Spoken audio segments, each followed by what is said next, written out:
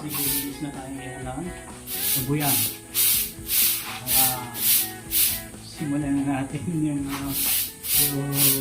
pag-aalaga ulit ng mga baboy. Kaya lang parang wrong timing yung pagsisimula natin ngayon. Mababa ang presyuhan. Pero ang purpose natin ng pag-aalaga is tingnan natin kung paano pa yung pagkakalaki ng mga alagang baboy.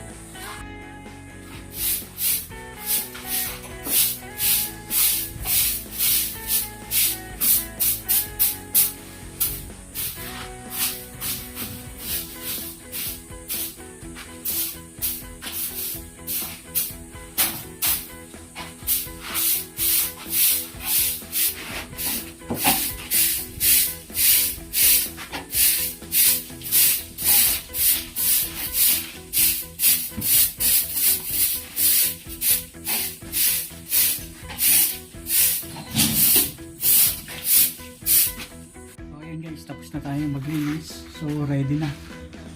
Ayan, so pipick upin na lang natin guys yung baboy na bibili natin guys. Ito guys, hindi na natin dinisinfect, pero ito kasi matagal na ring hindi natin nalagyan. Ayan, so nilagyan lang natin kanina ng tubig at hindi na natin ginamitan ng sabon guys. So, ito na guys, ready na.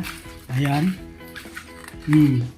Nakakamiss yung dating gawin, yung punong-puno ng baboy ito dati. Pero, okay lang. Laban ulit. Ayan. So, ito. Ayan. So, yun yung mga gamit natin dati, mga katropa. Ayan, nililinis natin. Pero, hindi muna tayo gagamit ngayon ng drum. Pero, itatry natin i-set up ulit yan. And, ito na yung nilinis natin na pasilyo. Ito, and dito natin ilalagay yung baboy natin na kukunin. Guys, katatapos na natin maglinis ng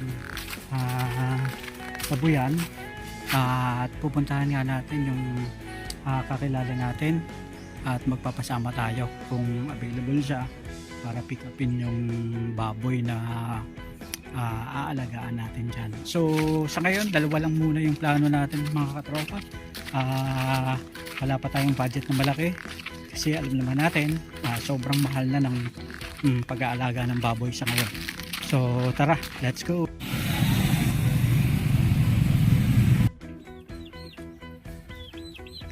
Ito yung nanay. Malaki pa yun. Ito na guys, nakuha na namin. Sobrang bigat. Ayan. So, ayan guys. Hayaan natin silang makawala. So, ito guys, nandito na tayo. Itong isa, ayun, nakalas na guys sa Ayan. So, masyado siyang mabigat guys. Ayan, parang siguro mga 15 kilos na to o mga 12 to 15 kilos ang bawat isa. Kaya sobrang bigat guys. Ayan. Masaya tayo dahil nakabalik na tayo ulit sa pagbababuyan. Ayun. So, meron ng piglets ulit doon. Ayan. So, yung mga magbababoy kasi yan naman talaga yung hilig. Yan yung gusto. So, bilang panimula guys, bumili muna tayo pansamantala na 1 kilong feeds. Ito yung pre-starter na bimig dahil yan ang ginagamit.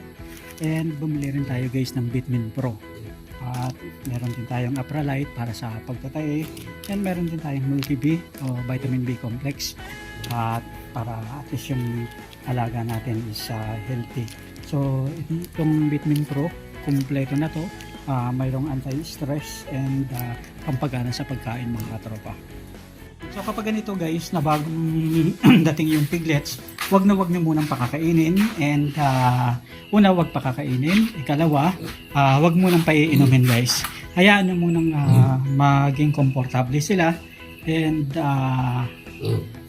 for sure maninibago ito sa bago ng surroundings mga katropa. And para hindi ma-stress, kailangan natin bigyan ng vitamin B complex, Vitamin Pro, and yung iwas pagtatai mga katropa.